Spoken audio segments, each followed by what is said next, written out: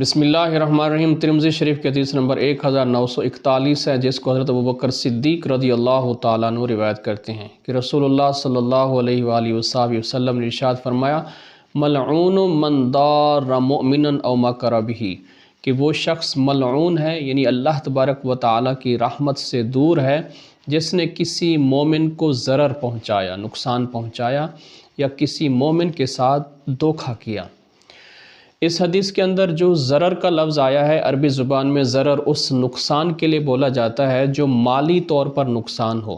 تو کسی بھی شخص کو، چاہے وہ آپ کا مالی طور پہ پارٹنر ہے، کاروبار میں شراکت دار ہے، یا کوئی غیر ہے، یا آپ کا گاہک ہے، اس کو مالی نقصان اگر کوئی پہنچاتا ہے تو اس پہ لعنت کی گئی ہے۔ لعنت کا مطلب یہ ہے کہ وہ شخص اللہ کی رحمت سے ہی محروم ہو جاتا ہے۔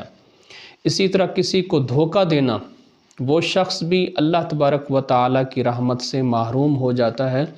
ہمارے معاشرے کے اندر دھوکہ دہی اور کسی مسلمان کو نقصان پہنچانا، اس کو کوئی چیز سمجھی ہی نہیں جاتی، اور اس کو پرینک کے طور پر لیا جاتا ہے۔ انسان الٹا ہنستا ہے کہ میں نے اس کو دھوکہ دے دیا ہے اور اگلے شخص کو پتہ نہیں چلا، اور ہمیں اس چیز کا احساس نہیں ہوتا کہ ہم کس قدر غلط کام کر رہے ہیں۔ ملعون کا مطلب یہ ہے کہ اس پہ نہ اللہ کی رحمت ہوتی ہے، نہ اس کے رزق میں برکت ہوتی ہے۔